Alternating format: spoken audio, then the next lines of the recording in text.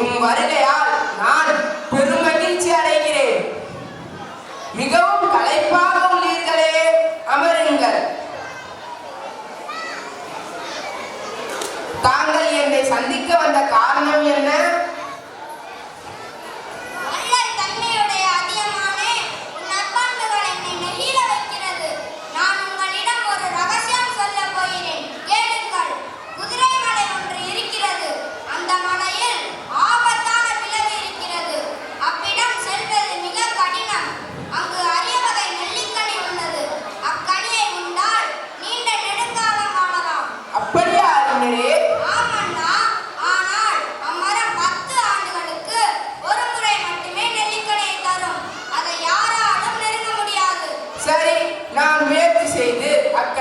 கொண்டு வருகிறேன். சென்று வாருங்கள். அமைச்சரே, வாருங்கள். விரைவாக சென்று நெல்லிக்கனியை கொண்டு வந்து நீண்ட காலம் வாழும் வழியை காண்போம்.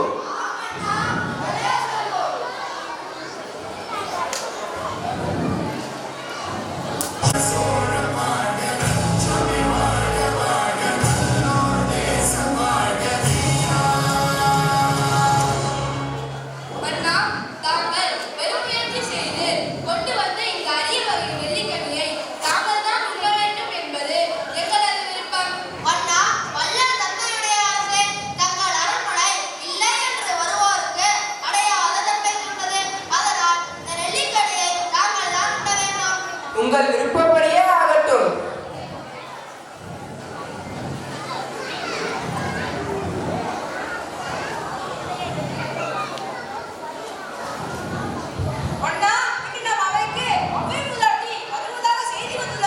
ஓ, அப்படியா? மிக்க மகிழ்ச்சி. அரசர் அதியமான் சபைக்கு அவ்வை மூதாட்டி வருகிறார். வருக வருக அவ்வை. தமிழால் உன்னை வணங்குகிறோம்.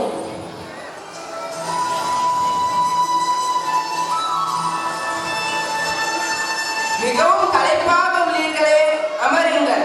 ஆமாம் அண்ணா, நீண்ட நெடுதூரம் வந்தேன். பயண களைப்பு.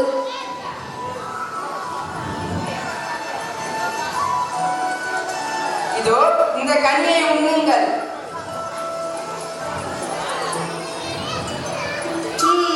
மிகவும் சுவையாக உள்ளதே இந்த நெல்லிக்கனி.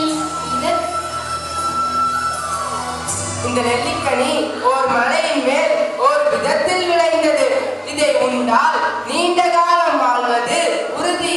அதியமானே, தன்னலம் பாராமல் இந்த அவ்வை மூதாட்டிக்கு இக்கனியை கொடையடித்து விட்டாயே அப்பா.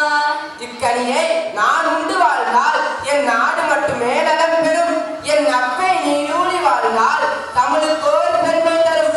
என் தமிழுக்கோர் பெருமை தரும். சுயநலத்தை துறந்து பொது நலத்திற்காக வாழ்பவரே சிறந்தவர் என்று கூறுவார் பெரியோர். அந்த வகையில் உன்னுடைய எதிர்காலத்தை பற்றி சிறிதும் சிந்திக்காது இந்த எளியவனான எனக்கு உயர்ந்த நெல்லிக்கனியை கொடுத்த உன் தியாகம் வருங்காலத்தில் பொன் எழுத்துக்களால் பொறிக்கப்படும். பேரும் பெற விருப்பம் உள்ளவர்கள் எவ்வாறு தியாகம் செய்ய வேண்டும் என்பதற்கு எடுத்துக்காட்டாய் நீ விளங்குகின்றாய்.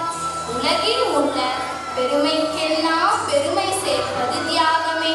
இந்த தியாகத்திற்கு உதாரணமாய் வாழ்பவன் நீ வருங்காலத்தில் சிறந்த வல்லர்களின் ஒருவராக போற்றப்படுவாய்.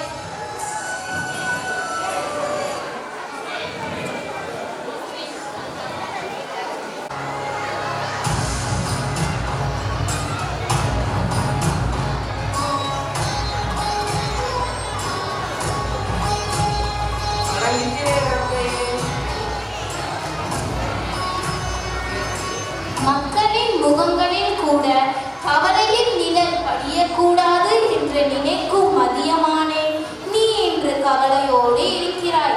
அதற்கு காரணம் என்ன?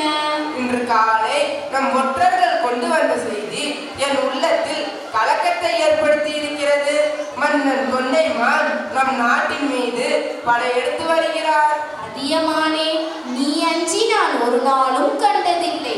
போர் உனக்கு புதிதா என்ன? போர் எனக்கு அன்று நான் போரை கண்டு அஞ்சுபவனும் அல்லன். ஆனாலும் ஏன் இந்த தயக்கம்? நீ பல போர்களை கண்டவன். நீ இன்று போரை கண்டு தயங்கலாமா?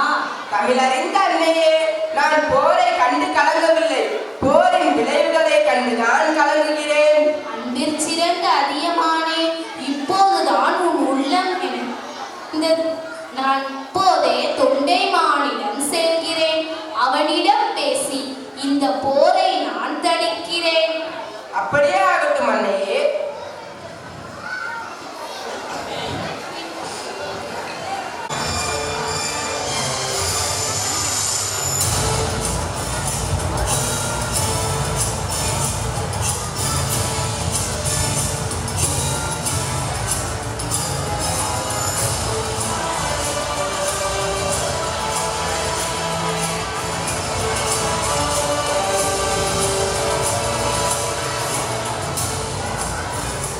படை தலைவரே, நமது படையினர் போருக்கு ஆயத்தமாக உள்ளனரா? படை வீரர்களும் போர் கருவிகளும் தேவைக்கு அதிகமாகவே உள்ளன. மகிழ்ச்சி. நம் படையின் பெருக்கத்தை கண்டு அந்த அதியமான் இப்போதே அதிர்ந்து போய்தான் உள்ளார். ஆமரசே, அதனால் சமாதானம் வேண்டி அவ்வை புலவரை தூதனுப்பியுள்ளார். என்ன, அதியமான் தூதனுப்பியுள்ளானா? ஆமரசே, அதோ அவ்வை புலவரே வருகிறார். நான் விடை பெறுகிறேன் மன்னா.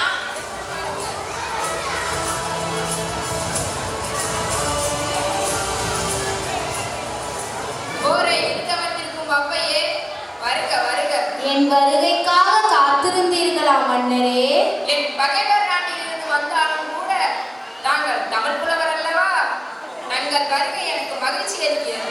நீயும் தமிழின் மீது அன்புடையவன் என்பதை அறியும் போது நான் மிக்க மகிழ்ச்சி அடைகிறேன். அந்த மகிழ்ச்சியோடு எனது படைக்கலை கொட்டிலை பார்த்து வரலாம். வாருங்களே. போர்க்கருவிகளை பார்த்து நான் என்ன செய்ய போகிறேன்?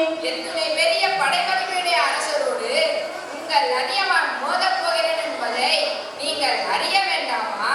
அதையும் தான் பார்ப்போம், வா.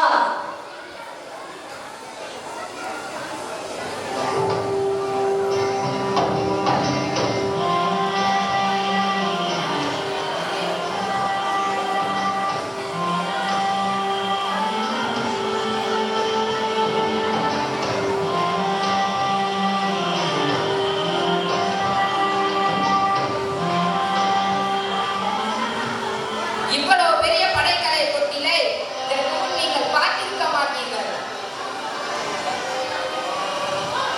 ஆமாம், வில், அம்பு, வேல், வாள், கேடயம், மலு என எத்தனை கருவிகள், ஒவ்வொன்றிலும் எத்தனை வகைகள், ஒவ்வொரு வகையிலும் எத்தனை எண்ணிக்கை. பார்க்கும் போதே வியப்பாக இருக்குது அல்லவா? ஆமாம், கருவிகளின் அளவு மட்டும் அல்லாமல் அவைகளை அழகாக அடுக்கி வைத்திருக்கிறாய். அது என் கண்களை கவர்கிறது. போர்க்கருவிகள் எல்லாம் புதிதாக இருக்கிறதே. ஆமாம், உங்கள் அதியமானின் படைக்கருவிகளை பற்றி சற்று சொல்லுங்களே.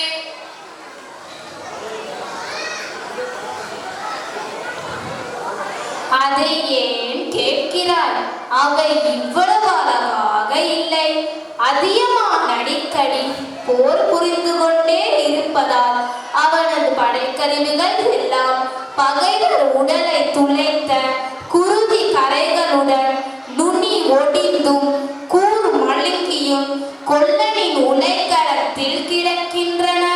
உலகத்து உயிர்களை காப்பாற்ற வேண்டியது அரசரின் கடமை. இந்த புறப்போரினால் அழிவுகள் மட்டுமே உண்டு. அகத்தூய்மை நிறைவான வாழ்விற்கு ஒரு திறவுகோல். அது நமக்கு ஆழ்ந்த ஆன்மீக ஞானத்தை வழங்குகிறது. தொண்டைமானே, ஏன் உன்முகம் மாறிவிட்டது? உங்கள் சொற்கள் என்னை குழப்பிவிட்டன. என்ன குழப்பம்?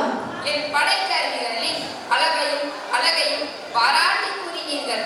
அதை கேட்ட என் மகிழ்ச்சி அடைந்தது. ஆமாம், உனது படைக்கருவிகள் எல்லாம் புதிதாக இருக்கிறது. அடுத்ததாக நீங்கள் கூறிய செய்திதான் என்னை சிந்திக்க வைக்கிறது.